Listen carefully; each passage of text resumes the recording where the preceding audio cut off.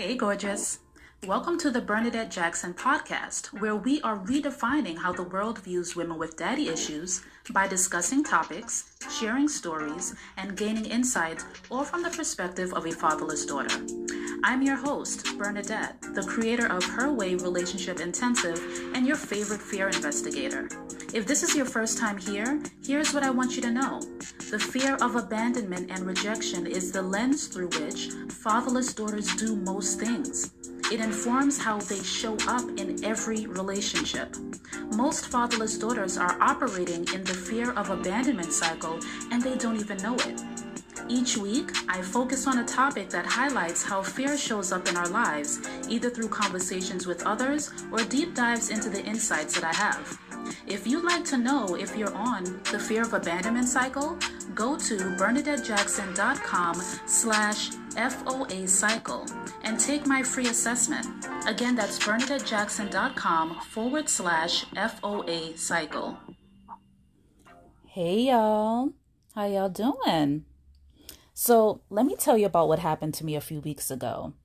I was either on a panel or listening to a panel discussion. I can't remember. I've had so many discussions lately that they're just so jumbled in my mind. But listen to what I heard. So one of my brothers, Derek, was talking about how important it is for us to start having discussions with our partner during happy times about how we want to handle disagreements and all the unsavory parts of the relationship. And he called it an emotional prenup. And when I tell you that my mind was blown because it was the first time that I had ever heard that term. And I immediately wanted to know everything that I could about it. So you know what I did? I did some research. And after that deep dive, I found out that psychotherapist Mindy Ute, who specializes in relationship conflict resolution, describes an emotional prenup as an agreement between couples outlining the guidelines for how they will communicate and resolve conflict in their marriage. And I'm like, wow. This is really good. I mean, we understand about, wanting to maybe argue well or wanting to not hit below the belt in arguments and all of that. But the concept of an emotional prenup really almost puts a bow on it and allows you to really be clear about exactly what that communication looks like, even before you get into the types of arguments where it will be necessary.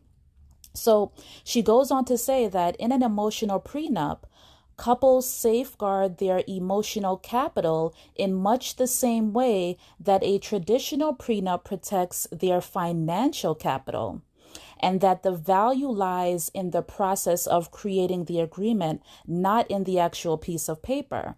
It's an exercise in building trust and setting the tone and intention for a marriage purposefully and lovingly. And I was like, wow, I really love this. So it got me to thinking, what if I created an emotional prenup for my relationship with myself? Now, hear me out. We know that great relationships with others cannot happen without first cultivating a great relationship with ourselves, right? Because I've talked about the fact that we are the quality ingredients in our relationship recipe, and I have mentioned that several times, so you guys know that. So if we want to get to a place where we can decide the best possible way to safeguard our emotional capital in relationships, we first need to know how we do that with ourselves. So how do we do that? I had so many questions. I was asking myself things like, am I in the habit of regulating my emotions? And if so, what does that even look like? What does safeguarding my emotional capital mean to me? What needs to be in place for me to build emotional safety with myself? And when I tell you I went on and on, I mean I went on and on. I had so many questions. And those questions, they really helped me to drill down on what my emotional prenup with myself looks like. So I'm going to tell you that I actually created one for myself, and I'm really excited about it, and I'm going to share it with you, okay? Okay, so had to clear my throat because I want to make sure that, I'm sounding very clear as I read my emotional prenup to myself. So here it goes. I, Bernadette, being of sound mind and an open heart, commit to not rehearsing and reliving over and over again any negative experience, regardless of how traumatic it may be, and instead, I will remain intentional about healing because I know that what I focus on grows. When I make a mistake, I will not torture myself with the idea that I should have known better. Instead, I will ask myself, what can I learn from this? Because I know that self-trust builds self-confidence, and self-confidence is needed for me to consistently show up as my most authentic self, I will keep the promises that I make to myself. I am committed to never again putting myself in a situation where I constantly feel unseen, unheard, unloved, unsupported, and unappreciated, all in the name of love, because I know that the amazing relationships that I deserve do not feel anything like that. And lastly, I will measure my success in every area of my life by how well I execute what I set out to do, how impactful my work with others is, and with every step that I take towards becoming the woman of my dreams, not by what I see others achieving. Man, when I tell you that I had chills after completing this, that's an understatement. Sitting down and really working through this exercise, it really helped me to renew my commitment to myself to show up fully and unapologetically as a woman who is beautifully in progress. And I love that for me. I really do.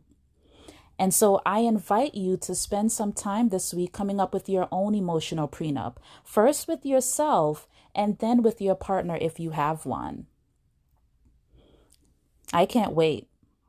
Before we get back into this week's goodness, I want to invite you to join my private Facebook community, H.E.R Coalition. I make it my business to create safe spaces for fatherless daughters to learn, grow, and heal, and H.E.R Coalition does just that.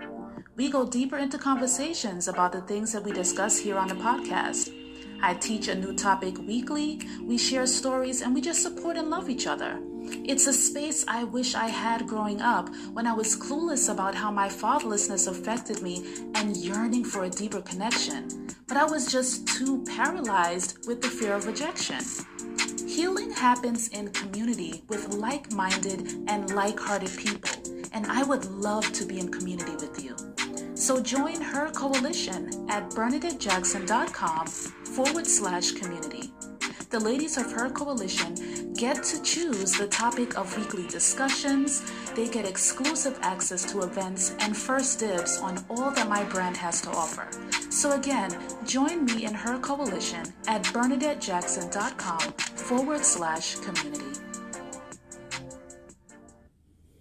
So we are back, and for this next segment, I really want to get into this Ask Bernadette question. This one was really a doozy, and I was like, you know what? This is something that I want to share on the podcast because I really feel like a lot of us deal with just this. So here it goes. Hi, Bernadette. I just ended my 3-year relationship with my son's father. I was miserable in that relationship for a long time, but I wouldn't say anything because I didn't want to argue. Every time we argued about something, I always ended up apologizing even when I didn't do anything wrong. I had so much pent-up anger about how things were going, and I realized that I was taking my frustrations with my ex out on my son.